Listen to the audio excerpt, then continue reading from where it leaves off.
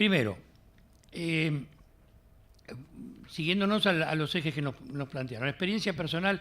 Bueno, el evento, aparte de agradecer otra vez la inteligente actitud de la pastoral de manejar este acompañamiento a los sectores de los trabajadores en Argentina, agradecer la invitación, y me parece que una vivencia importante fue que nos encontramos allá varias expresiones del movimiento de los trabajadores en el Vaticano, que como todos que tenemos muchas experiencias en congresos o eventos internacionales, uno sabe que aparte de los paneles y la riqueza oficial, se dan los almuerzos, se dan los pasillos, y también fue muy útil para los argentinos, que estábamos viviendo un momento importante acá con respecto a las reformas, intercambiar opiniones y criterios, cosa que hicimos en Roma.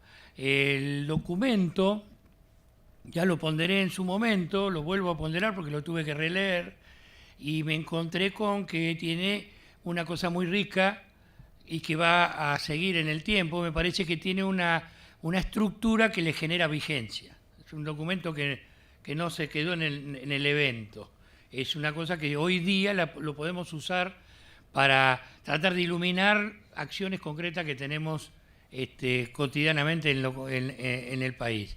O sea que le veo esa gran virtud, aparte de tener una didáctica. Recién se notó en la exposición que hizo Darío. Hay una síntesis de todo lo que es el compendio de la doctrina social, enumerando distintos documentos, y como no era de esperar, no hay contradicciones, sino que hay acentuaciones, y algunos párrafos del documento se me ocurrieron subrayar como para inspirarnos ahora rápidamente. Por ejemplo, cuando se habla del tema de la crisis y el movimiento obrero, el documento dice: no pueden encerrarse en la defensa corporativa de su sector, están llamados a trascender, estamos llamados a trascender. Y este trascender lo veo así, rápidamente dicho también como un enunciado. En una estructura, vamos a suponer, piramidal de las organizaciones, el modelo argentino es bastante piramidal, y yo lo celebro, en donde hay, llamémosle, gremios de base, o lo que se llama primer nivel, segundo nivel, que pueden ser federaciones o gremios nacionales, y tercer nivel, que es la superestructura, que normalmente es la central obrera. En esa estructura yo creo que hay vocaciones claramente desarrolladas. En el primer nivel, cuando uno es delegado de fábrica, delegado de escuela, la acción sindical es una militancia muy ligada a la conflictividad, al dolor, a la información. Estas licencias sí, estos derechos no. Hay una actitud muy concreta desde ese lugar, propia de la acción sindical. Ya en un nivel superior, esas demandas que tenemos los trabajadores, y que son injusticias concretas y puntuales que se dan en el lugar de trabajo, se generalizan en la actividad. Y por eso nosotros fomentamos un solo sindicato por actividad. La actividad tiene una problemática, y esa problemática la podemos ahora, para no ser extenso, resumir en que al final se discute en el convenio colectivo. En el convenio colectivo se discute el poder adquisitivo de mis trabajadores y las condiciones laborales. Entonces, en el segundo nivel existe llamémosle, ese métier, ese es el objetivo central, ¿no? Y por eso que es distinto un secretario general que un delegado de base, y es bueno que haya diálogo ahí. Yo suelo decir, a veces lo comparo, no es para, le dejo pecando a dar después esto, con un hospital, ¿no? Es decir, uno puede ser el enfermero y estar en la sala de guardia, y normalmente atiende urgencias. Y no puede ser un sanitarista el enfermero, sí es mejor, pero porque en realidad lo que tiene que hacer es atender la urgencia. Ahora, si el hospital lo maneja el enfermero, a lo mejor no discuten la estrategia sanitaria. Y también es importante la superestructura que discuta el modelo sanitario en este caso. Entonces, una cosa es la sala de guardia, otra cosa es el quirófano y los consultorios, y otra cosa es la dirección. Y esto sucede en el movimiento obrero. Pero con esto quiero ir hacia este ejemplo. Entonces, en la superestructura, en la dirección que tiene que tener el movimiento de los trabajadores, la discusión no tiene que ser una paritaria grande. En realidad, el movimiento de los trabajadores no tenemos que creer que frente al gobierno tenemos que hacer una paritaria, sino que tenemos que discutir un modelo de país. Y ese es, creo que es el llamado a trascender que nos dice el documento acá. No quedarnos en una actitud corporativa, ¿no es cierto? Si yo no quiero que la CGT sea un conjunto articulado de paritarias, sino que tiene que ser el movimiento de los trabajadores un discutidor de qué modelo de país tenemos enfrente y que tiene una consecuencia directa, como es evidente, con los trabajadores. El otro, termino esta parte, el otro párrafo que se me ocurrió señalar, dice, el papel de las organizaciones sindicales están llamados a actuar, no es fácil, estamos llamados a actuar, vamos a ponerlo así, puesto que a priori implicaría una estructuración de la actual manera de pensar, vivir y hacer. Es decir, acá hay un llamado a cómo podemos construir poder desde el punto de vista de lo que podría ser la coherencia entre lo que pensamos y lo que hacemos. Y pues yo digo, ¿cuál es el poder de Francisco? Que pareciera muy, bueno, no pareciera, es en realidad una gran, transmite claramente una gran transparencia entre lo que piensa y lo que vive. Y esa estructura, digámosle, le genera una autoridad muy grande, y eso tal vez sea uno de los elementos que tenemos que proponernos nosotros para poder encontrar ese desafío que está en el documento que tenemos tanto las organizaciones sindicales, las sociales como las políticas, de reestructurar nuestra representatividad. La representatividad tiene que ver hoy en día más bien con una coherencia. Es decir, más que tener muchos afiliados, que pareciera una cosa clientelística o de club, lo que hay que tener es una coherencia con lo que quieren esos afiliados. Y eso me parece que es un gran desafío. No es que, tampoco lo niego, pero no es que uno quiere promover una santidad, para decirlo así, pero sí una coherencia, por lo menos político-ideológica. Si no vale, pero fundamentalmente ética. Y eso, y ahora sí voy a la parte final, se me ocurre iluminarlo desde la centralidad del trabajo. ¿Qué queremos decir cuando nosotros comulgamos con la centralidad del trabajo, que lo dijo recién también Darío en el resumen, desde la Rerum Novarum hasta Laudato Si, hay un insistir en la doctrina social sobre la centralidad del trabajo?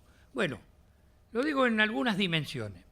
Desde el punto de vista teológico, no voy a desarrollar mucho, pero sí lo digo, porque es curioso ver que en algunos ambientes, aún religiosos, y en algunos manuales religiosos, aparece distorsionada el relato bíblico de que al final Dios, cuando se enoja con Adán y Eva por el tema del pecado, los castiga diciendo, bueno, y tendrás que trabajar.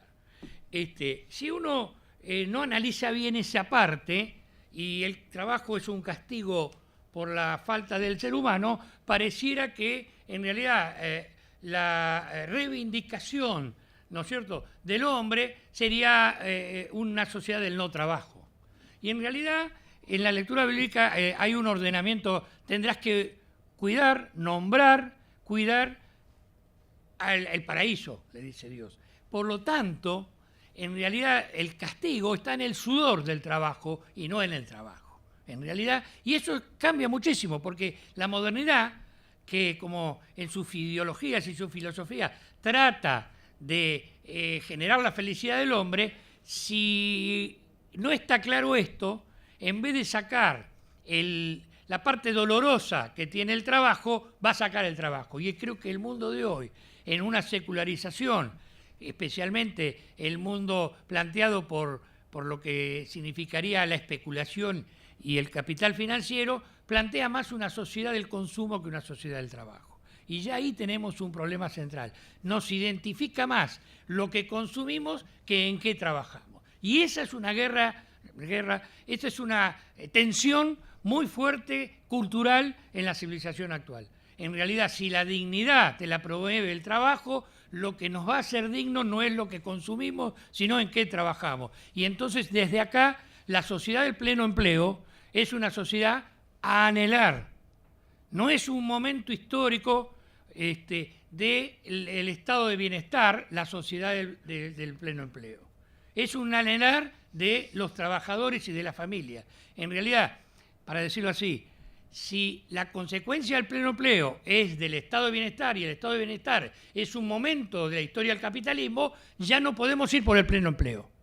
Y de hecho algunos movimientos sociales, desgraciadamente, o algunos dirigentes, los he escuchado claudicar en esto. No, bueno, tenemos que atender al desocupado porque va a ser permanente.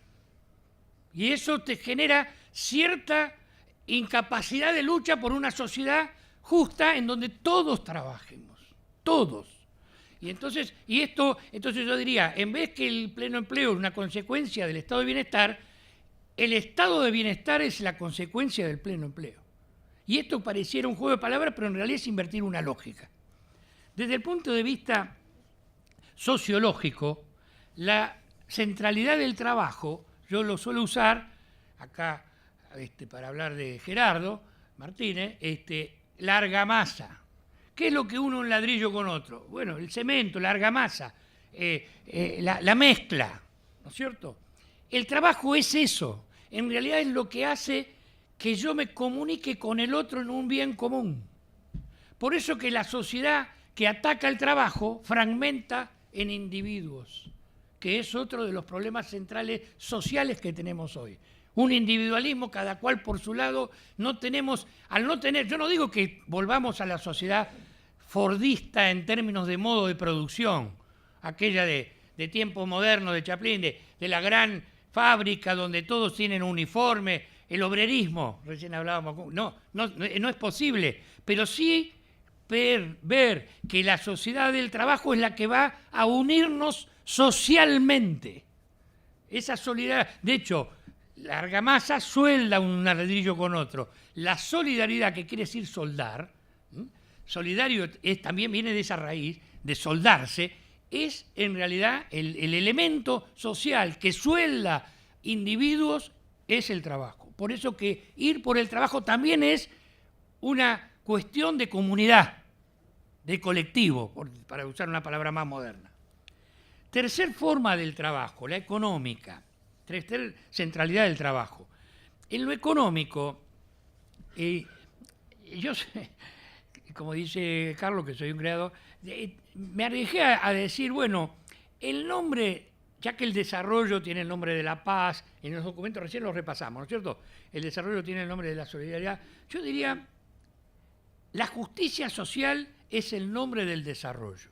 Esto lo he podido discutir con algunos amigos desarrollistas que siempre están en tensión entre no saben si ser liberales o peronistas, y están ahí como en el medio, cariñosamente lo digo, pero normalmente muy ligados al empresario, a cierto empresariado, con el cual uno tiene buen diálogo. Y entonces, hemos convenido invertir esta lógica.